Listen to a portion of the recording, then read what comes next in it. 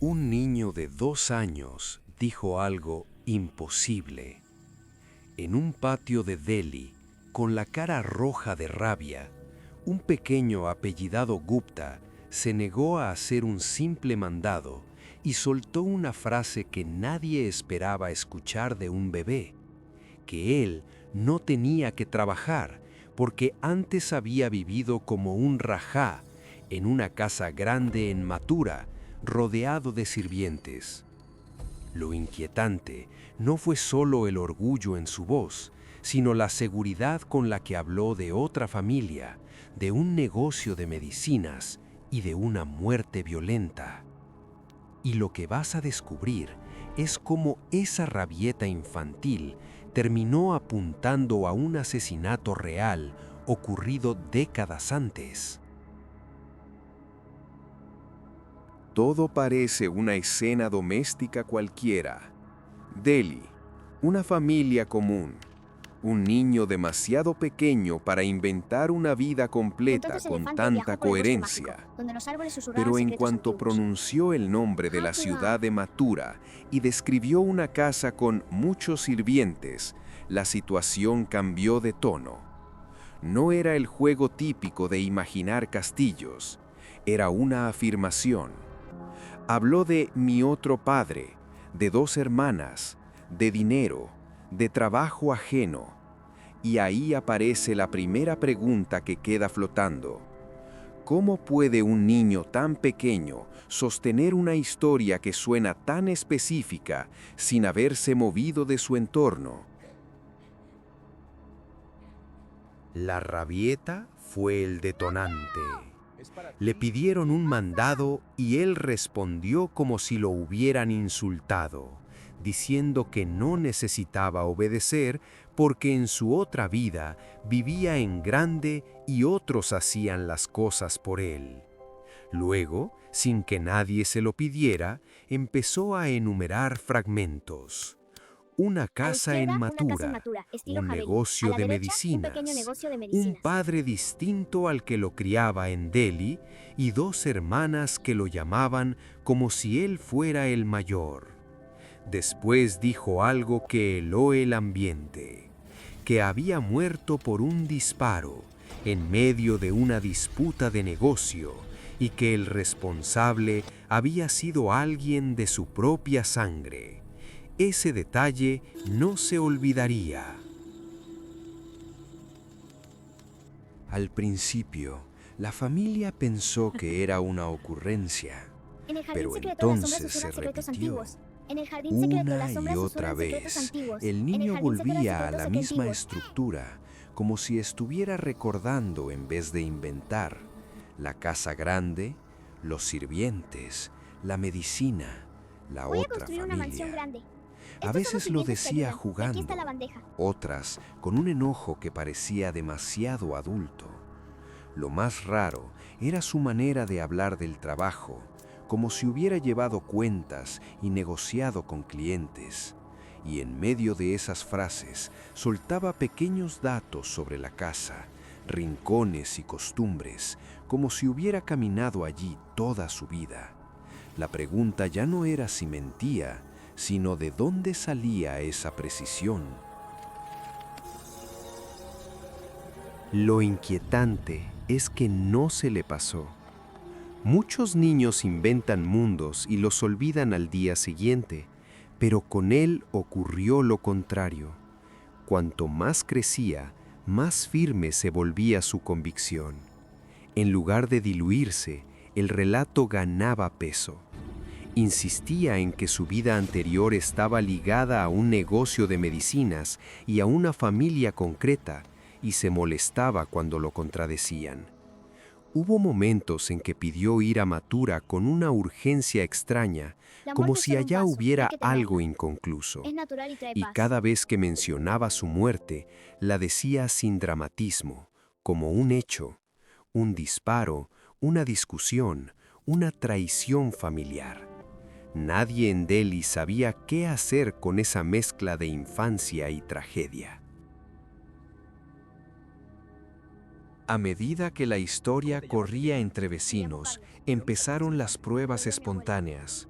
Personas cercanas le hacían preguntas al azar para Este atraparlo elefante es muy en una especial para mí. Me contradicción. recuerda historias de mi familia. Pero el Siempre niño vuelve a mí como estos volvía a lo recuerdos. mismo, El con la elefante, misma las dos hermanas, coherencia. el frasco de El medicina, la negocio, llave de la casa, la el casa, vidrio. las Primero alineo las hermanas, sandalias, el luego disparo. doblo la tela con cuidado y En coloco los utensilios ocasiones, en orden. describía detalles cotidianos que no son los que un niño elegiría para impresionar, como rutinas de una casa grande o la forma en que se organizaban las cosas Mi del hermano. negocio.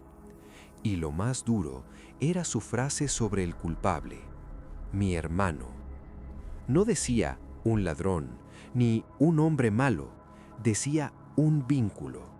Y esa elección tan concreta hacía que los adultos se miraran en silencio. Los años empujaron la decisión. Cuando el niño tenía 8, la familia ya no podía esconder la inquietud debajo de la alfombra. Si todo era fantasía, ¿por qué persistía con tanta fuerza? Y si era cierto, ¿qué significaba para todos? Entonces hicieron lo que pocas familias se atreven a hacer: investigar. No buscaron espíritus ni rituales, buscaron hechos. Preguntaron, anotaron, compararon y finalmente miraron hacia Mathura, el lugar que él repetía como si fuera un hogar perdido. En ese momento, la historia dejó de ser un misterio doméstico y se convirtió en una apuesta emocional enorme: ir a un sitio real a confrontar un recuerdo imposible. En Mathura, las ¿Venden algo piezas especial hoy? empezaron a Buscamos objetos moverse. antiguos. Miren La estos, son de la familia región. preguntó por comerciantes vinculados a medicinas, por historias antiguas, por un hombre que hubiera vivido con cierta comodidad. Y apareció un nombre: Shaktipal Sharma, conocido comerciante, cuya vida no terminó con enfermedad ni vejez, sino con violencia. Según se supo al investigar, en 1948, Shaktipal Sharma había sido asesinado de un disparo por su propio hermano, tras una disputa de negocio. Era, de forma inquietante, la misma esencia del relato del niño Gupta: medicinas, conflicto, bala, traición familiar. El aire se volvió pesado porque ya no estaban persiguiendo una idea, sino una muerte con fecha y memoria en la ciudad. Entonces llegó el encuentro que nadie podía preparar. La familia del niño localizó a la viuda y a familiares de Sharma, y el niño fue llevado ante ellos. Lo que ocurrió, según se reportó, desarmó a los presentes. El niño identificó a la viuda y a parientes como si los reconociera más allá de la lógica. No se trató solo de decir «tú eres mi mamá» en un arrebato. Fue la manera, la seguridad y el hecho de que señaló vínculos y presencias sin que se lo indicaran. Para la familia de Sharma, que había cargado décadas de pérdida, aquello no era un juego. Era como si un fantasma hubiera aprendido a hablar con voz de niño. Y ahí ocurre lo más delicado. El niño no solo reconocía personas, también sabía detalles de la casa, detalles concretos que coincidían con la realidad. Al visitar el lugar, describió espacios y ubicaciones con una familiaridad extraña, como si recordara rutas internas, por dónde se entraba, qué parte se sentía más suya, dónde se movían ciertas cosas vinculadas al negocio. Los familiares confirmaron coincidencias que no eran públicas ni fáciles de adivinar, y la escena, vista desde afuera, tenía algo profundamente humano. Adultos observando a un niño caminar como si estuviera de regreso, y una viuda mirando ese cuerpo pequeño como si llevara dentro una sombra conocida. Lo inquietante es que el caso se empezó a sostener en lo observable.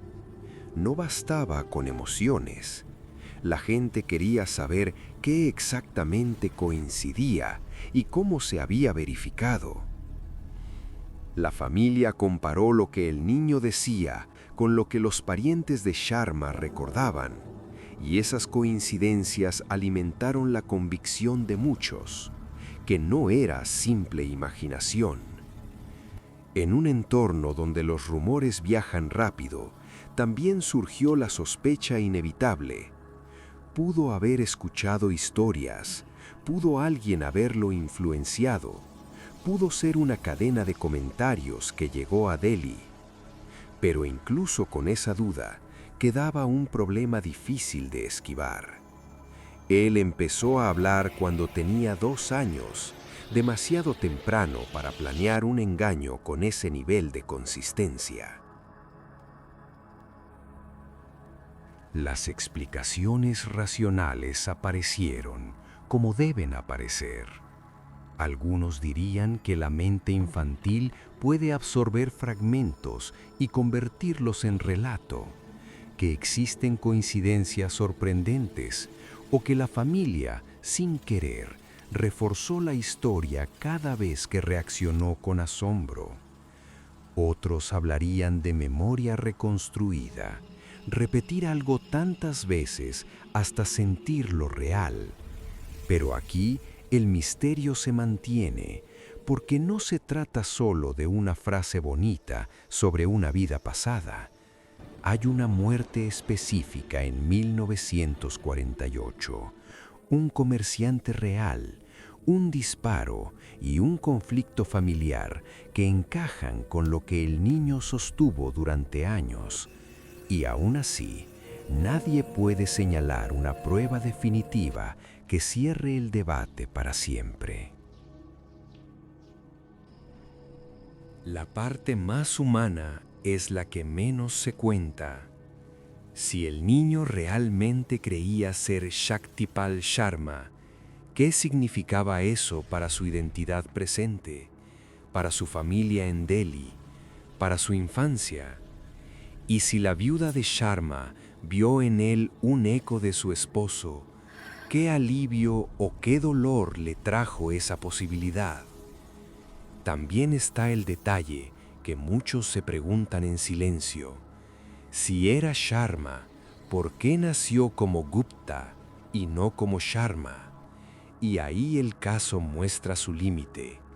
Aún en los relatos más convincentes, la reencarnación no funciona como una copia exacta, sino como un rompecabezas extraño, con piezas que encajan y otras que quedan sueltas, como si la vida se negara a dar una respuesta completa. Hay un último silencio que pesa más que las palabras, porque al final, lo que queda no es solo la imagen de un niño señalando una casa en Mathura, sino la idea de que una muerte puede dejar rastros en lugares inesperados, incluso en la rabieta de un pequeño que aún no entiende el mundo. Tal vez fue memoria real, tal vez fue coincidencia y sugestión, o tal vez fue algo intermedio que no sabemos nombrar. Pero el caso de Gupta deja una pregunta abierta como una puerta entre 2 vidas. Si esta historia te dejó pensando, dale like y suscríbete para más casos como este. ¿En qué momento te inclinaste hacia lo racional o hacia lo inexplicable? ¿Y qué fue lo que te hizo cruzar esa línea?